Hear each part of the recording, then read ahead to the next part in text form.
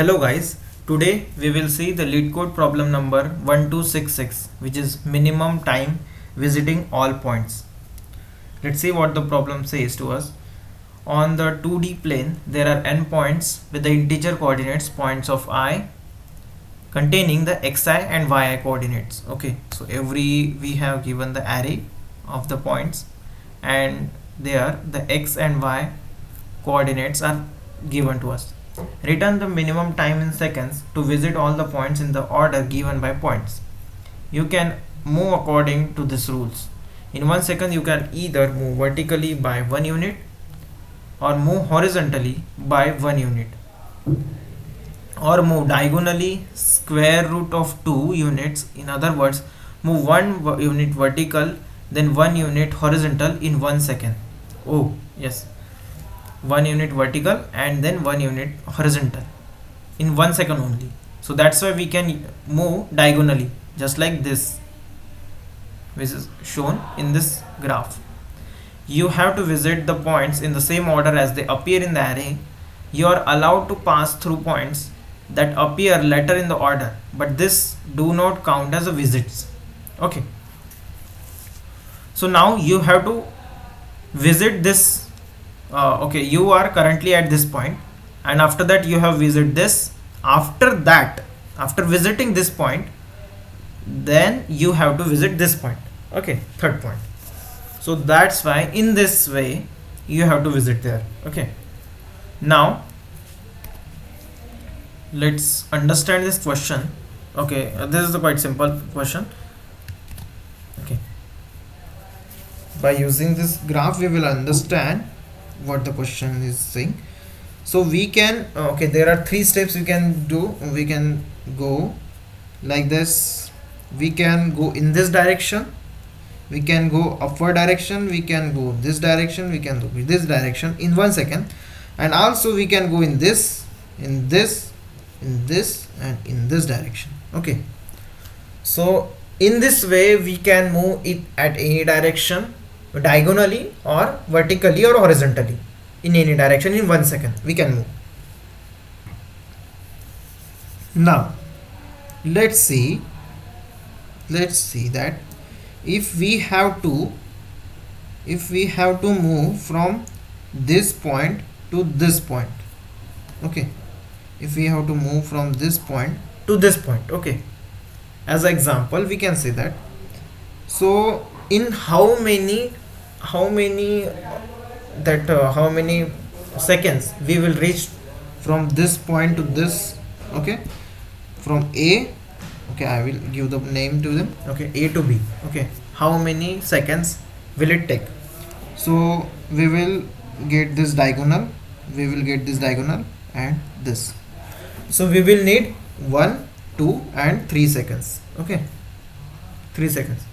So by using observation we can say that we can neglect any of the 2 seconds. We can neglect any of this if we have the possibility of going only the upward and means in this 4 direction only. Okay, so we will need, so how many seconds we will need. Okay, just let's say, okay, so we have to go from this to this, this to this, this to this, this to this, and this to this. Okay, so 1, 2, 3, 4, 5. So 5 we will need. But if we go diagonally, so we can reduce this 1 and 2. Okay, we can neglect this two number of seconds. Okay, so that's why when we move in the diagonal we can reduce our time. Okay, so how much time we will reduce? Okay, how much time we will reduce?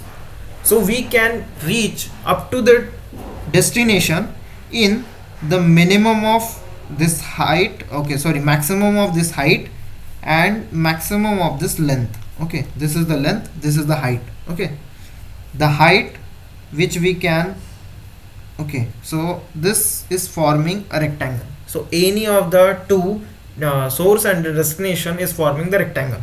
So this can be the length, this can be the height from them. and the maximum from this length and this height will be our final answer. Okay, in simple words, because why using diagonally? Okay, when we travel diagonally, we are reducing our whole Manhattan distance. Okay, so when we travel diagonally, so its distance of traveling will be reduced to 1 instead of 2. Okay, so if we take the Manhattan distance, okay, we take the Manhattan distance of this to this will be the 1 and 2, but if we take this distance as only 1, okay, so if this is a B, so here we can reduce by running diagonally, we can reduce 2 to 1. Okay, so every number of 2 we can reduce it to 1, but after 1 we cannot reduce any of them, any of the seconds. Okay, so the 1 cannot be reduced. Okay, so 1 will be only 1, but 2 can be reduced to 1, so that's why 2 seconds can be reduced to 1 second, and 1 second will be 1 second only. Okay, so that's why all the length, okay, so the length which we have to travel can be, or the length or the height which is greatest. Okay, it can be possible that breadth is way away, way high. Okay, way high.